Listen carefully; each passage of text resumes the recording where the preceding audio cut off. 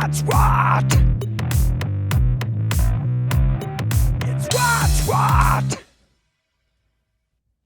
It is what's what? By Old Man Liver. This is my fucking show. It's your favorite freaky fucked up friend, Old Man Liver. It's a show where I get to do whatever the fuck I want and have whoever I would like on my show. And that's the only reason that this guy, Bryan Hopkins, is a gig. No, I'm just kidding. He's on everything. He does everything fucking.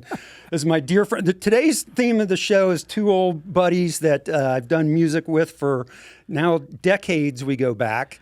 And both musicians and great. Bryan's an amazing singer and you play guitar as well and all kinds of crazy shit. He's got a band called Elvis Monroe. He's got his own podcast called Hero's Journey. So welcome to the show, Bryan. Thanks, dude. Thanks for having me. I feel like I've been sitting in the seat for, I don't know, a couple hours. Yeah, well, you got a strap-on there, so I know why you don't want to leave. These are special seats that I ordered from adamandeve.com. Wow. So, yeah. Is that your sponsor? It will be. Why the fuck don't I have Adam and Eve as a sponsor, man? That's a perfect match for me. And I want to have my own branded dildo at some point, too, because I don't have any Old Man Liver sex toys. I've got Old Man Liver beer, I've got books, I've got whiskey, I've got spice mix, I've got hot sauce. I don't have one fucking vibrator with my name on it and my picture, and I think that's something that's got to happen. I think so too. Yeah, if you can, help me, I'm sure you got some connections you can help me with there. So yeah, man. So we're just gonna shoot the shit, and a little while later we're gonna have a drummer, Inyo G, from my band Early Dawn, who. The band I've had for decades, which is ironically named after your cousin. My cousin. Yeah. It goes way back. You and I started, we started our first band together. It was my very first band ever. And it was literally, I met you guys in our apartment building that we lived in, where you guys were, being trapped inside the house because you weren't paying the bills, and there were, no beds. We were broke. Painting on. They painted on the walls, you guys. Like, that was your artwork. That was James being artistic. Yes. Autistic? No, artistic. Oh, okay. And if you looked, it was pretty nice paintings. They they didn't appreciate it because they didn't have a fucking appreciation for dragons and bats and all that kind of stuff he's really putting good, on the walls. He is. He's quite a talented. Very, very good. But we lived in the same building. I think we connected during the riots. That were going on. We had a riot party on top of the building when the whole city was locked down. Yeah, back then there was L.A. every year had some kind of catastrophe. It did. And floods. We had floods at the end of our street right there. The big L.A. floods. Earthquakes. Yep. Riots. You name it. Like that was a great time for Los Angeles. It's kind of a different city now when you go back. I'm like, it doesn't have the same vibe, probably because we're not there. We don't live there anymore. When we left and moved to Vegas, L.A. lost its mojo, man. I'm just saying. Still a great town. There's a beach right there in Hollywood and shit. But true story. But yeah. So how did we actually meet? Was it in the apartment complex? It was in the apartment complex. That's how we met. And then we were in the park, and I watched you guys. You were playing guitar and jamming with James, and James was living in Texas, I think, at the time. He wasn't even living out here, because I didn't know why he was not going to be the singer of the band, because I'm sitting here watching you guys. But I was a solo artist at the time, and I saw what you guys were doing.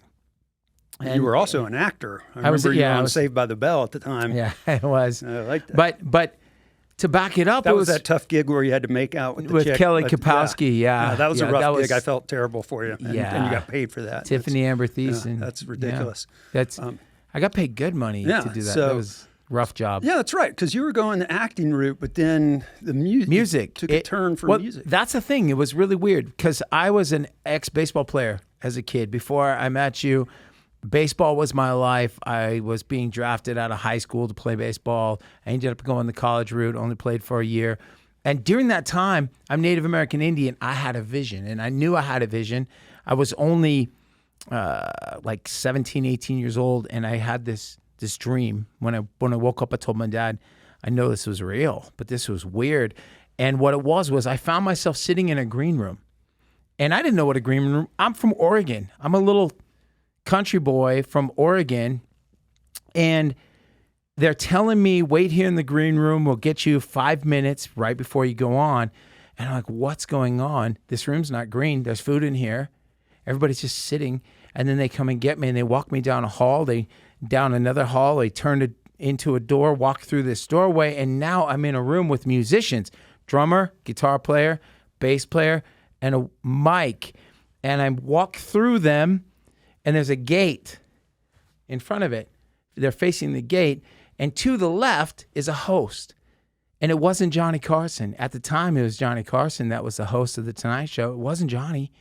And I'm looking over, and there's bleacher seats like this that went, the end was right at the end of this gate. Wildest thing, because I've never seen anything behind the scenes, nothing. I'm just seeing all this, and I'm not nervous. But I'm like, what's going on? The gate starts to rise, the band starts to play, and I start to sing, and the crowd starts going crazy. And I knew right then this was a vision. And I'm like, what's going on? Wow. No joke. So then flash forward, I'm acting. I'm waiting tables at Jerry's Deli in Studio City, California, right? This guy grabs me as I was working at Jerry's Deli, and he said, hey, what's your name? I said, Bryan. And he goes, are you a singer? I'm like, no. And he goes, that's funny. You've been singing as you walk past me all night long. And that guy was Alan Savory, and we ended up writing our first song together. And I got produced by a guy named was it Mars Lazar? Yeah, who did worked with Trevor Horn on Seal at the time. Cool. So I got to meet Seal and everybody, that's awesome. And that's how I broke into it. But they told me I was not going to be somebody who was going to be this big stage act. And then I met you guys. And that changed everything. It was fucking meant to be. Yeah, man. You're talking about the first song. What was the first song we wrote together? Was it If I Stay?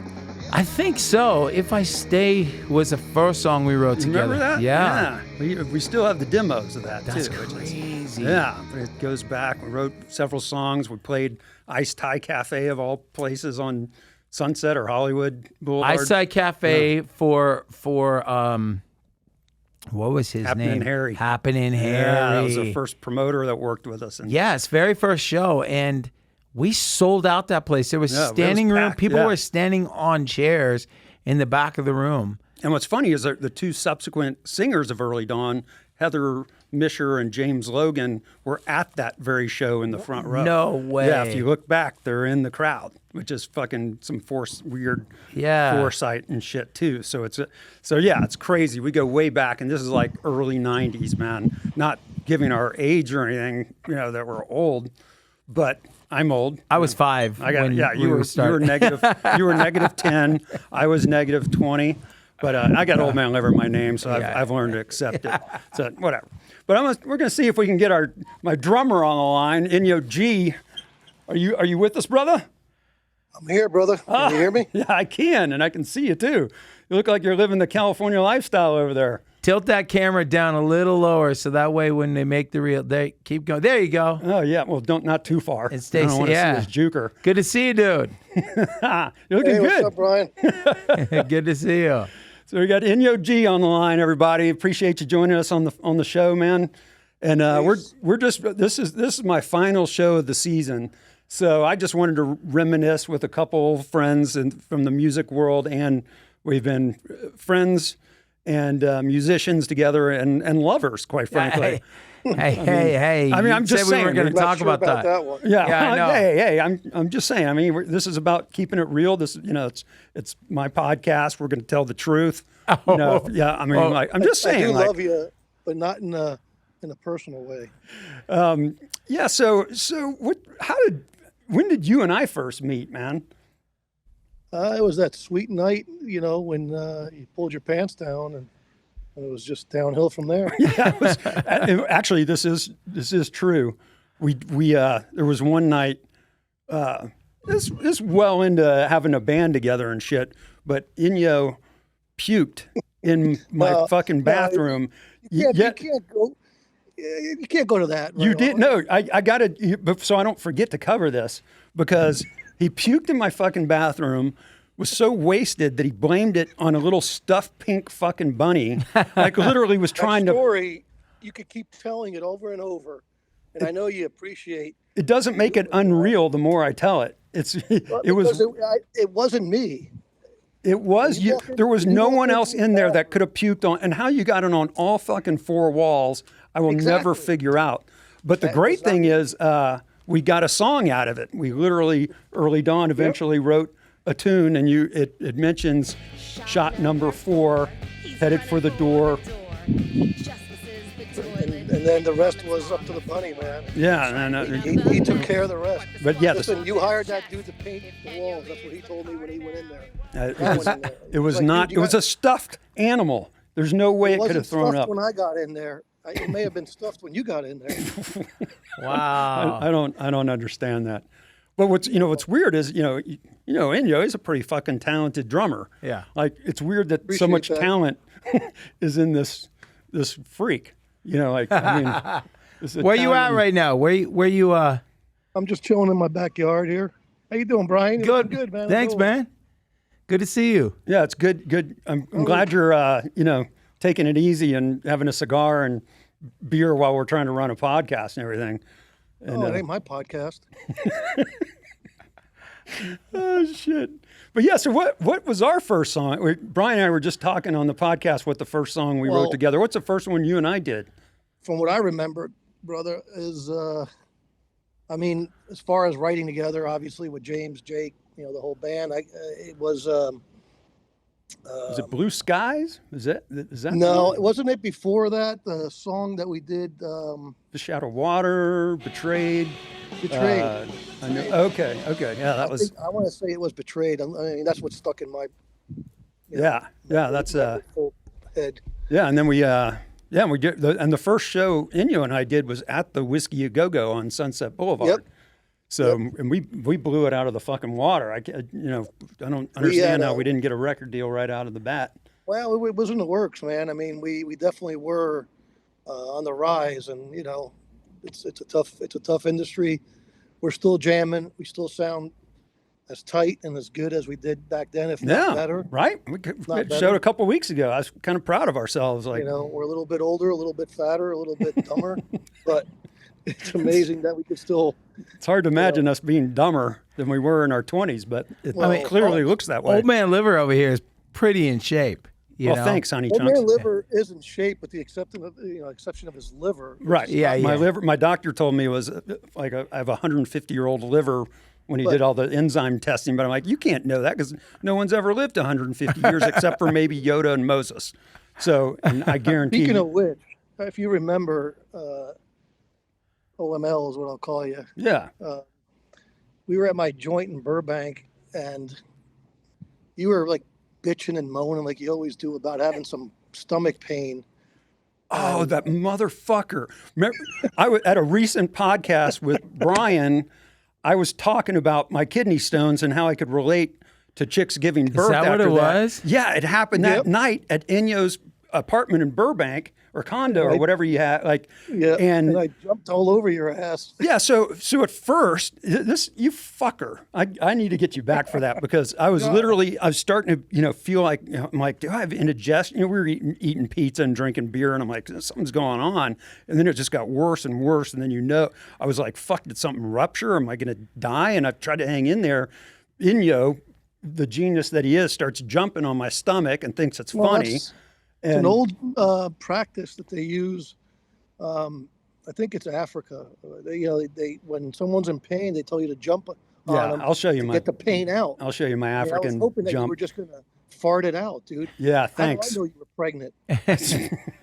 That was fucked up. So here I am in pain and literally, I had to go to the hospital, which eventually I came to my senses. And cause I was really like, fucking, do I need to tell everyone, give someone my last words? That's it. If you've ever had kidney you were in pretty bad shape that night. That was messed up. I could officially apologize to you, but I won't. He's never said he's sorry. He's just proud of it, obviously. Yeah, thanks. That goes back, I knew that you were going to keep haunting me with that stupid freaking bunny story. So I was anticipating that, so I just you were proactively anticipating that since that happened before the bunny story. Okay, good. That's great, buddy. Thanks. But we had some great times. Obviously, jamming is always to me. I love jamming live. I mean, we had great sessions, just rehearsing and stuff. But live and playing with you guys has always been an honor and something that I've always looked forward to. But Me too. you know, we've had awesome times just hanging out as you know, good friends and creating all of our livers into old man livers. Yes, and for the if you remember, like we were all fucking broke. You were talking about, you know, the other time about the Van Nuys apartment. That, dude, I was broker and shit at that time because that's why I had to. That's why I was willing to do. That's why he would pay me for guy ass, giving Jake guy ass. That's what we called it. What? And Well, yeah. Yeah, that's Bryan. I mean, anybody can do this at home, but I don't suggest it because you know it's copyrighted, patented, and you got to come through us. But I'm scared. You know, after our many awesome shows, performances up and down Sunset, as you well know, Bryan, many shows that you've done. You know, we go back to one of our apartments, and normally Jake, the bass player, would pass out. That was a normal kind of thing. That's true. And then, we would just kind of sit there and stare at each other and try to figure out how to entertain, each other and say, what the hell we're doing now? And what are we going to do? We're drinking beers, just hanging out. There was no old man liver back then, unfortunately. Yeah, the whiskey didn't exist. It's awesome. It's awesome. Thanks, man. It's freaking awesome, man. It is, really. Thank you. And I'm not a huge bourbon drinker, but I love your whiskey. I appreciate It's that. awesome. But we would just sit there and do stupid shit. Stotzer would put plastic bags over her head, see if he could pass out. So at some point, I was just like, why don't you just sit on Jake's face, and I'll give you, $5. Yeah, And so I'd pull my pants down and then Shut up. sit on his face, and we'd wake him up, or he would naturally wake up with his Right, at some nose in point, my we get sphincter. the full Dude, and moon. this Hey, I full-blown got pink eye. $5. I got $5, dude. Wow. Oh my God! But the best thing is I would tell him if he would, it's like a little soft serve machine. If he would just dribble a little bit of that chocolate, No. we'd wake up Jake and he would just plant his ugly ass. Yeah, he used to get so pissed. Why would No, he? you're ugly. Why would he pass that around you guys? It after was that? a mistake, clearly, but he couldn't stop Well, it was, himself. So he was a prop because ultimately this evolved to a kind of a, I don't want to say it was pretty much a nightly event when we got together. yeah, because at the time we were doing several shows a week, and when we weren't doing live gigs, we were rehearsing and shit. So it happened all the time, and we'd have after parties. Hell, we had after parties after just our rehearsals. We had after parties before the party. Yeah, we had after parties before the after party. But yeah, Jake was just the prop. We had to try to explain that to him because he tried to get some money out of it, and we're like, you don't earn money. I'm the one doing the work. I'm the one giving which guy is weird, ass. right? Which is really weird because you would think that he would just be totally against it, but he was okay with trying to profit from it. Yeah, but he wanted the money. I'm like, you're just a fucking prop. You don't get any money for this shit. and you're I'm a the prop, one. Your props just don't do nothing. They sit there and just Take either it. get a big white ass on their face Yeah. or And remember, Right. we abbreviated it to GA, so we'd be like, give him some GA, and then eventually, Yeah. remember, we tried to, make a bigger thing out of it. We looked up at guyass.com, but Yeah. unfortunately, it was already a gay porn site. Yeah, So unfortunately, fucking- gay porn site. But the last recollection of Guy Ass, which is fairly recent, was when you guys came back down to I think it was Heather's birthday party, and you Guy asked them all over the back of my car. Yeah, that's right. That's right. You were still 'cause trying to he's still charge me doing- $5. I mean, still trying to pay me $5 when I'm like, you know how much inflation has happened since the 90s? I'm like, that's at least like 50 or No. $500. It was- There's at it least was a a set zero or two. contract, No, $5 there's no. It was a verbal contract. You can't. It didn't go on forever. Like, All right. yeah, all right. I'm just saying. It was he wants $500 now. I mean, dude, you better diamond stud your ass if you want $5. I'm At just least saying. bleach it. Yeah, I hear that's a Or at trendy least thing, don't right? wipe it for a week. How did we get on this? I bet This it is happens, crazy. man. But yeah, and Yeah, so those are the ugly stories of. hey, it's the real rock and roll lifestyle. Wow. What are you gonna do, man? Like, it's ugly. It's It an wasn't ugly like that thing. when I was in the band. Well, you didn't get the guy ass because you didn't drink and pass out. So Be thankful, Bryan, that you didn't get that. I'm very grateful. I would have nightmares. But I definitely would have nightmares. there was a time period where I remember the whole apartment complex we lived in Van Nuys would do acid, and I'd have to entertain everybody. Like I'd be like going up in people's faces and like having to I'd spend hours of entertaining people on acid. We had a whole thing, and Bryan and I's apartment back in the day, it was not. This wasn't some nice area of Van Nuys that, like, I hear like the Motley Crue bass player lived over there in some mansion or something. This was like a bad area that you don't want to live in, and we were the worst people there. And that's why eventually, remember the story about the I was going to bars? ask you why it was a bad area. Yeah, basically because of us. Made it into a bad area. And we were the ones, that we made it a bad area. Yeah, and we put Right. eventually the apartment manager put bars on our windows, not to keep burglars out, but to keep us in. And we even pay the rent. wrote a song about it, an early dawn Which is song. Wish, right? Right, Wish. That's Wish. Yeah, so bars aren't there to keep you out; they're there to keep me in, man. And that didn't work. We, every time the manager came and knocked to complain about smoke coming out of our thing, or the fires, or the trash, or whatever we were doing, we just ran away, and we needed those windows to escape. So, but yeah, and we've done. It's kind of cool, and I don't even remember, even with Bryan's next band, Paperback Hero, we all continued to play together because we were doing Breastfest shows That's together. right. Yeah. Yep. There was one Breastfest where we had Early Dawn, Paperback Hero, and Bryan's brother Cody's band, Cody's band. Velvet Cracker. Velvet Cracker. Yeah. Yeah, like we were all on the lineup together, so we were still stayed together and stayed friends. Oh, Dude, it's been family. I probably wouldn't have stayed family about the guy ass thing, but you weren't. but I didn't know about it You're until not a right prop. now. So You don't we're have to worry good. We're about that. good. Yeah. Bryan, you never would be in that position that, unfortunately, Jake finds himself most of the time. Yeah, I get So, you. Poor know, Jake. you would- and plus, you're a good looking dude. Thanks, man. So, Thanks. we would probably, throw in a little bit of girl ass. Nah, come on, we don't treat Bryan that well. But yeah, it's amazing. Mad Jake, love. Thanks. it's amazing Jake doesn't want to do Two Idiots and a .com with us. Like we've been talking about Two Idiots and a Monkey.com. That's what it was. Well, And he's the monkey, but he took that personally when we meant that as a compliment. well, yeah, I mean, dude. We could go into all kinds of stories. I mean, we that drive back from San Francisco. Oh God. When he just wasn't. Blue. I think at the time we stopped in the middle of the freeway because we were all pissing each other. Oh, yeah. Not on each other, just pissing our pants. Oh, remember that time we got in a piss fight at the rehearsal studio? Yeah, That it was wasn't the just- studio where was it Fishbone or who were the other bands in that? Oh, that's the crazy thing. We shared a room with Electric Love Hogs, who Yes. became ELH, who then became Goldfinger. That John. Yes. That's who we shared the room Goldfinger. with. Yeah.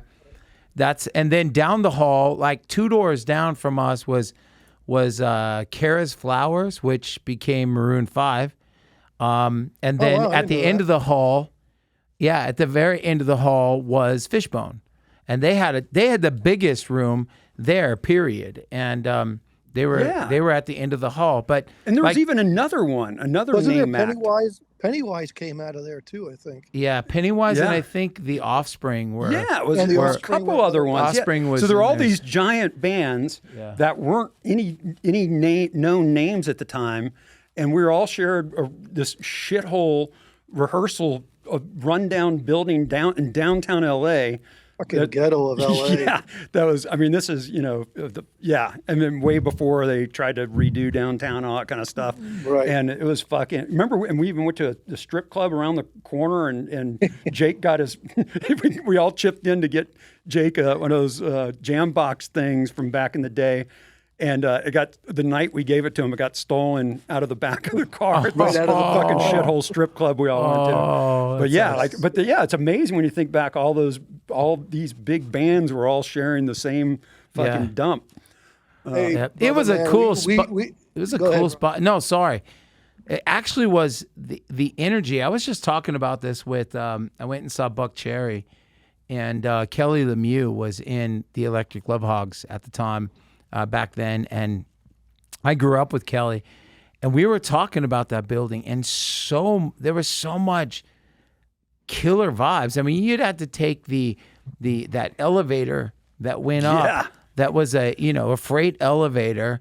You're sitting in the lobby, and you were, it it was a scary area because there was no one around. There was no one around in that space. That's what made it like scary, but yet you could, if you parked too long out there, your car would get broke into or whatever. Oh, yeah. But the energy that came out of there, the songs that were on the radio and that were created in that space, big deal. Goldfinger, that's a big punk band, Yeah. and that came out of our room. You know, John would call us up and say, "Hey, can I use it? I want to record this," because he was working, a separate project from ELH, and then Goldfinger became what it was and what it is still to this day. Yeah, it's crazy. I thought it was a really cool place, man. To like Bryan just said, it was full of energy. It was, full of talent. I mean, there was a lot of talent. You would see all the flyers on the wall. You would know when everybody else was playing. All these other bands, big time. And guys, you got to pat ourselves on the back too. We were great.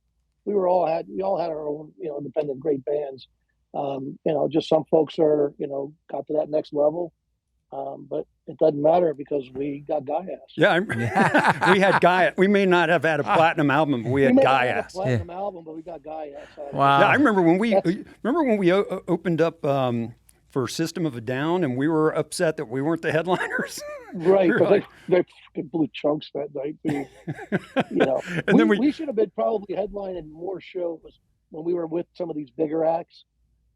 We had more energy, just but whatever. I mean, listen, we still have a great run ahead of us. Yeah, we're still rolling, man. All of us are still playing. Yeah. Still, I want to jam with Bryan, man. I want to get in there with Bryan Hopkins at some point. That would be very cool, man. Well, we did get in a little bit at the last Breast Fest at the Pioneer Saloon, where we started the Fish Out of Water. I couldn't remember that to save my life though. So I was just embarrassing you guys. Oh, come on, no, I felt good. No, for real. I felt really fun. bad. How did Breast Fest go? This last one. It was really cool, man. We raised over $21,000 for Amazing. breast cancer beneficiaries. Awesome. So, we're still doing it. We started Breast Fest back in '99, and that was back in the MTV days. And I remember I thought it was so cool that when we made you my badge, dude. we made I'm gonna show MTV you News. this badge. And do you still have the Breast Fest badge from back then?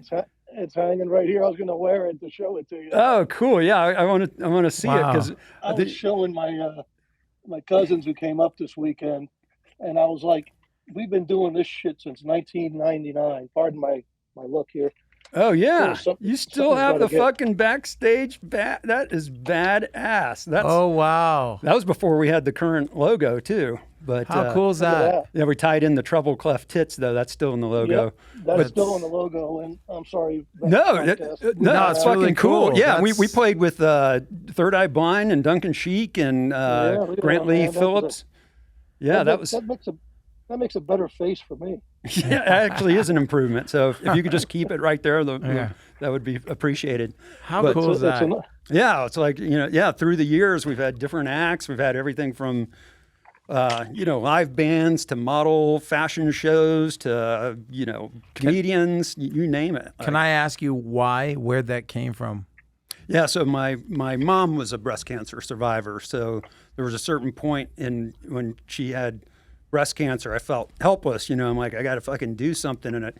And I didn't have any money at the time to feel like I could contribute and donate to the cause and all that, and said, well, I'm going to do a fundraiser and try to help out and try to help people. So future people, and eventually this cancer will be cured and all this shit. And like, so I said, but I got to do it in my style. So I'm like, I can't do like a stuffy, tuxedo benefit thing where you're sitting at a dinner and whatever.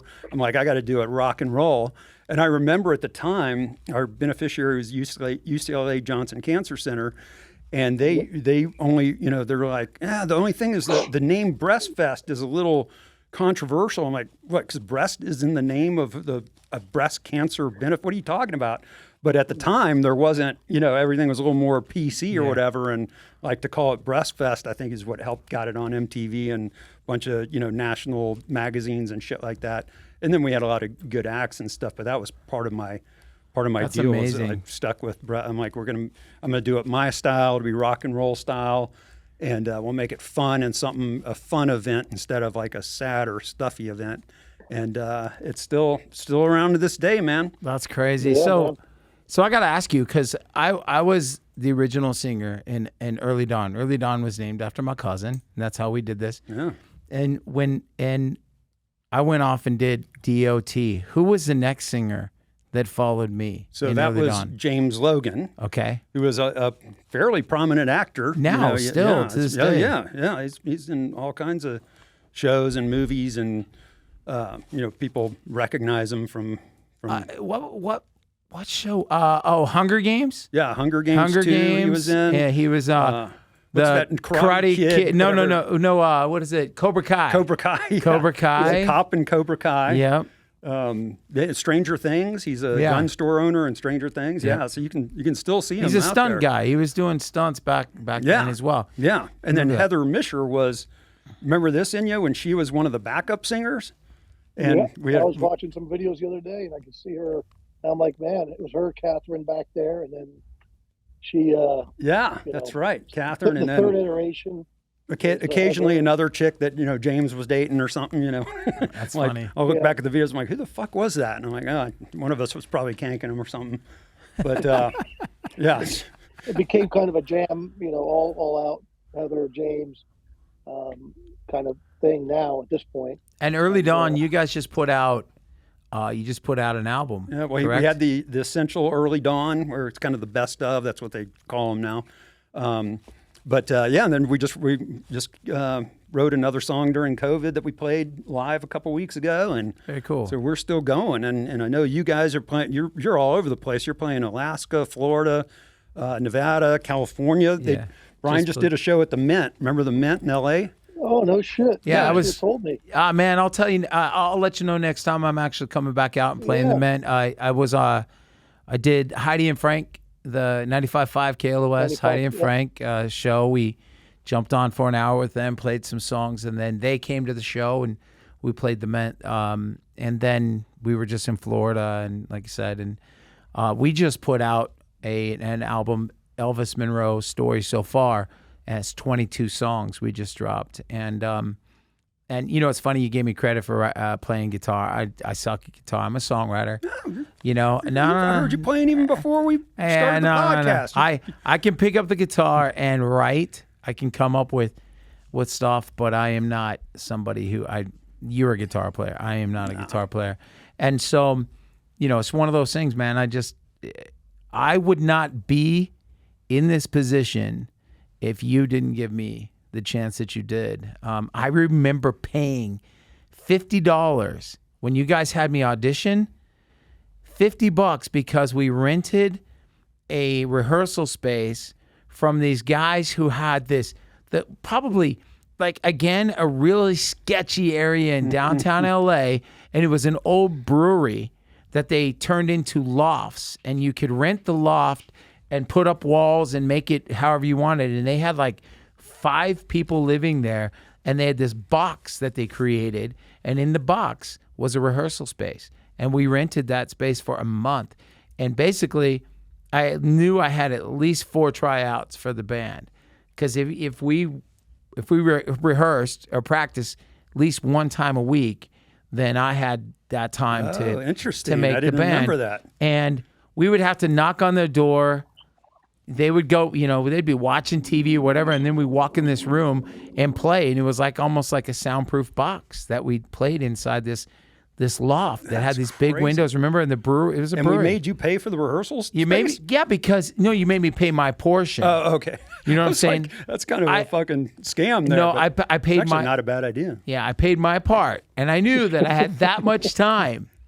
He didn't tell you it only cost $10 for the whole. Exactly, Right. exactly. We charge everyone just to audition for Yeah, us. right. It's $50 each. That's a pretty good rate, in the early '90s, and since Guy Ass is only $5. And back then, I think we had we had auditioned a drummer. We got Barry Brewer Yeah. on drums, who came out to see Max you last was year. before that. Max, oh, that's who it was. It Yeah, was Max. Max, yeah. We had Max on drums. And Enrico DePauli was our keyboard player, who was a very big time producer and engineer in Brazil now. Yeah. Oh, no shit. Yeah, I went to Rio one point, and he was, yeah, it was amazing. I was at the airport in Rio, and I pulled a magazine at the store, and he was on.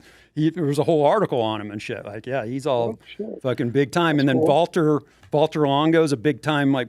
Oh, he's one of the leading doctors Yeah. in the world of aging science now, and that's, you know, what that was his major, and then his minor was music, and you know, he just came to the show at the Met, and I got in contact with him again.